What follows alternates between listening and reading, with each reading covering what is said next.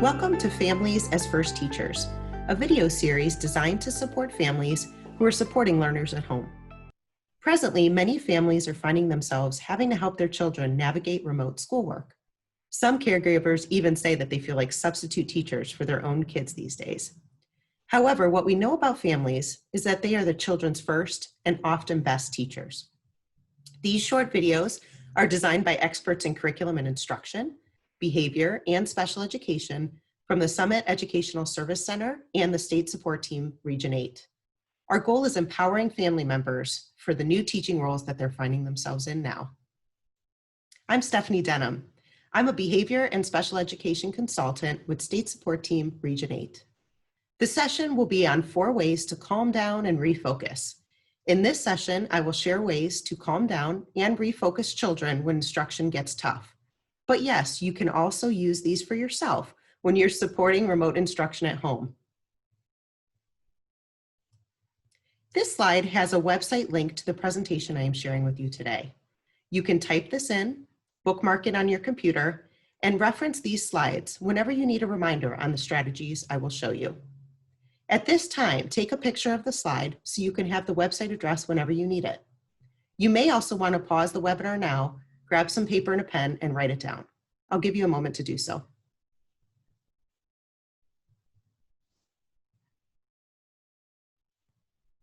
It could be different for children to make the shift in expectations when instruction takes place at home. Sure, this is a familiar setting to them, but not one that is typically designed for structured learning. You may have already noticed that your child has needed help identifying a distraction-free environment. They might need help logging into classes on time or keeping to attending to instruction all day long. You may have had to help troubleshoot technology, figure out how to communicate virtually with their children's teachers, and even complete tough work assignments. These skills are new to both you and your children, and new things can be frustrating. The strategies shown on this slide are ones that you can use when these times get tough. You can use them to calm down your child or even yourself, and then refocus on the instructional tasks whenever you're ready. The 4 strategies I will share with you today are muscle relaxation, deep breathing, visual imagery, and music. One strategy you can use if your child is stressed is teaching them to pay attention to the difference between tense muscles and relaxed ones. The idea behind this is that anxiety, stress, and anger often lead to tight and tense muscles. Working on relaxing your body can help your children feel more calm emotions because the body and mind are so closely connected. So take a look at the pictures on this slide. The orange and the butterfly are here for a reason, and let me show you why. Follow me now as I show you one way to help your child at home practice what the experts in this field called muscle relaxation techniques. Please close your eyes and practice with me. If you feel uncomfortable closing your eyes, just find a blank spot to look at. This can be a section of the table you're sitting at. It could be a blank spot on the wall behind you, or even a patch of the jeans you might be wearing. Looking at one spot and closing your eyes will help eliminate any other visual distractions. So imagine you have an orange in your left hand. Squeeze that orange in your hand and imagining that you're squeezing all the juice out. Squeeze tightly and feel the tension in your hand and your arm as you squeeze. Now, quickly drop the orange. As you drop the orange, imagine the tension leaving your hand and notice how your muscles feel different when they're relaxed. When you're ready, move that orange to your right hand. Pretend again that you have an orange in your right hand now. Squeeze as hard as you can and squeeze all the juice out of the orange. Now, drop the orange and imagine again the tension leaving your hand. Notice how your hand muscles relax after you drop that orange. Let your hands hang down now, feeling relaxed, and you can open up your eyes and look back at the video. You can use an actual stress ball if you have one, but no need to buy anything. Teaching your child to pretend squeezing an orange will be handy when you're frustrated outside of a certain instructional space. Your imagination is with you wherever you go. This support is now free and portable. So let's try another exercise. This one is also free and portable, but it does require your imagination. Start by again closing your eyes and finding a set spot to fix your gaze. Imagine now that you're sitting on a bench in a beautiful green park. A pretty butterfly is flying around your head, and it looks like it's going to land on your nose. You don't really want to scare it away, but you also know that it'll tickle your nose whenever it lands. So scrunch up your nose and pretend for landing. Try to make as many wrinkles in your nose and on your face as possible. All of a sudden, you knew it flew away. Relax your nose and your face now. Take a moment and do this again by yourself, wrinkling up your nose and then relaxing. When you're ready, open your eyes and return your gaze back to the video. What happens to the rest of your face when you scrunch up your nose? How does it feel? How does it feel to relax your nose and your face? When you notice yourself feeling stressed and tense, you can do these exercises to relieve some of that stress and to feel more relaxed. Think about squeezing an orange or wrinkling up your nose next time. Another strategy that many people use to calm down and take control back of their feelings has to do with breathing. When we have really strong feelings, we take really short, fast breaths, like this. Try that now for yourself. What do you think what happens when you breathe like this? Taking short and fast breaths make our feelings even stronger. We feel more stressed, more anxious, more angry. It could make you dizzy. You could get a headache. It even could make your heart race, or you can feel like you're going to hyperventilate.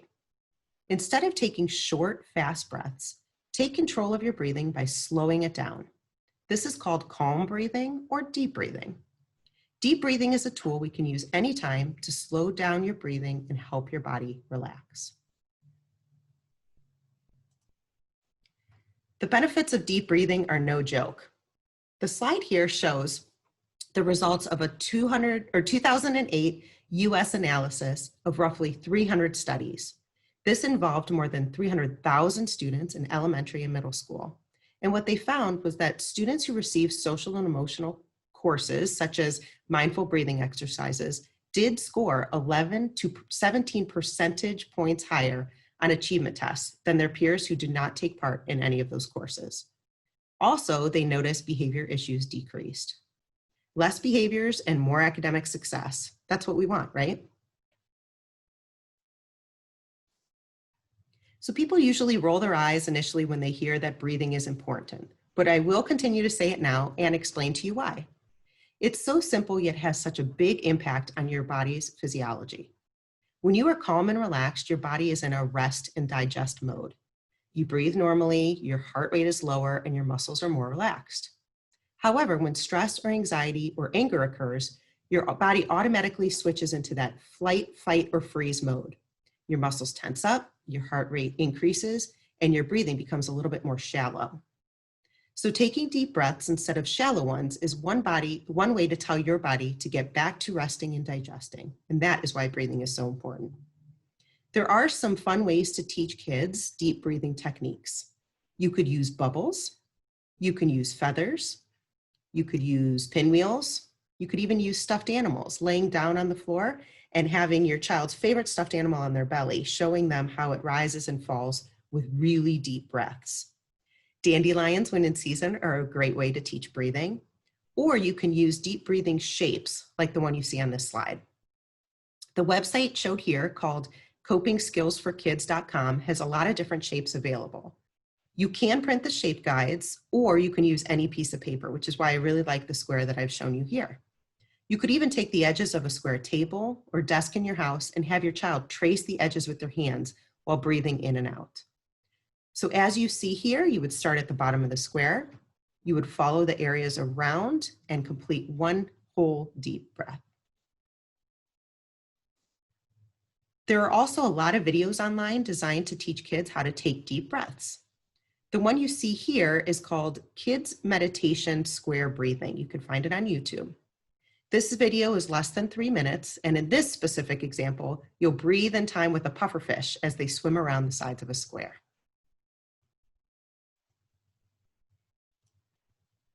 Our third strategy to calm down and refocus is visual imagery.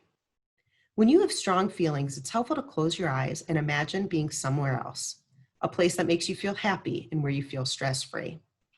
When you visualize, the same sections of your brain, visual cortex, are activated as when the eyes are actually processing input from the real world. Even athletes visualize themselves before performing the actual sporting event. Today, we're going to spend a few minutes practicing this by going on a journey together. We'll visit a place that helps us feel calm and relaxed.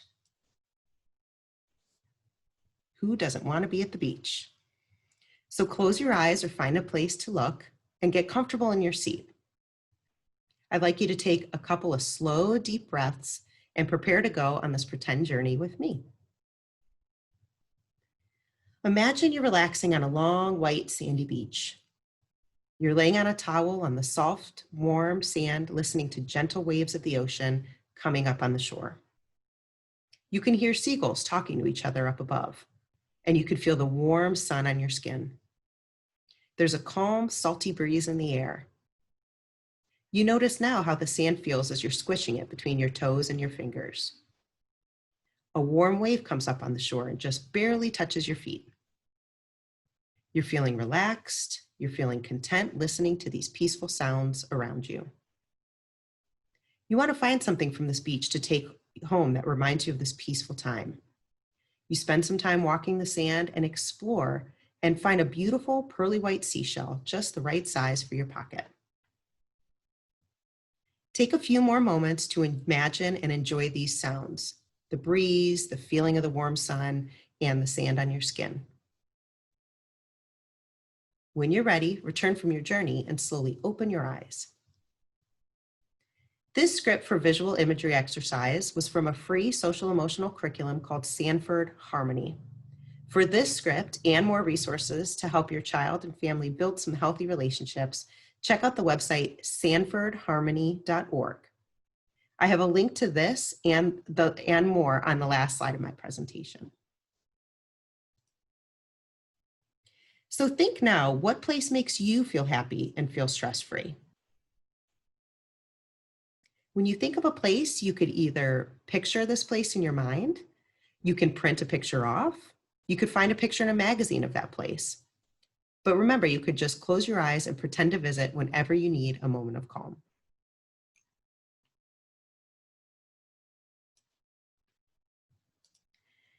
The last strategy I'll talk about today is music. Music has an unbelievable effect on the brain. It can make a hyperactive child less hyper, the angry child less angry.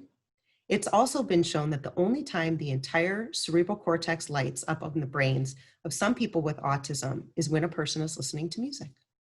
Music can literally change the state of a human brain. Television and movie directors already know this. How many times have you watched a movie with a heartbreaking plot, along with some appropriately sentimental music that moved you to tears? Conversely, how many times have you been energized by the music of a movie? Think about the song from Rocky. How many times, or how many of you can think of the theme music that accompanied that shark in the movie Jaws? Every time the music is heard, the shark appears, and it tells our brains to react with suspense. Music is something that calms us down when we're feeling stressed. Listening to music causes certain areas of the brain to become more active, and this releases certain chemicals that make the brain feel good. Both can make us feel happier and relieve our stress. Some people like to listen to classical or instrumental music, and others find sounds with nature, such as falling rain, very relaxing. The tempo or beats per minute of music affects child's breathing and heart rate, two things that determine your mood or your feelings. Music with beats of a range of 50 to 70 beats per minute line up with the human heart, and it calms the brain down. Types of this music can include, but aren't limited to, classical, new age, smooth jazz, Celtic, Native American, or nature sounds. Try putting on this kind of music when your child is feeling really stressed. Let it calm you down before you have to get back to the work. The other side of this, music with beats approximately 110 or 160 beats per minute, has a very different effect. The body, when listening to this music, gets in tune with a faster pace and is energized and invigorated. You may find yourself or your child clapping your hands, snapping your fingers to the music. Cue up this kind of music when your child is sleepy or getting really fatigued from hours on their computer. Take a moment to get up and dance if you need. Music is a very powerful thing, so take a look at this quote. Music has the potential to increase muscular and molecular energy, influence the heartbeat, reduce pain and stress, speed up healing, relieve tiredness, and stimulate creativity and thinking. What a great strategy to remember. So let's now review the calming strategies I've shared with you today. I hope you can use one of these in the weeks to come as you support children with their instruction at home, no matter what format of learning they are currently using. I'd like to end today's video by asking you to reflect before the pace of your day takes the thoughts and these ideas with you. So let's look at these questions here together. The first thing is, what is something that you're already doing that you would like to continue doing throughout the time of supporting remote learning? The second question is, what new idea would you like to try throughout this time of supporting remote learning? Take a moment now to think, jot down a note, and set an intention of something you'd like to try.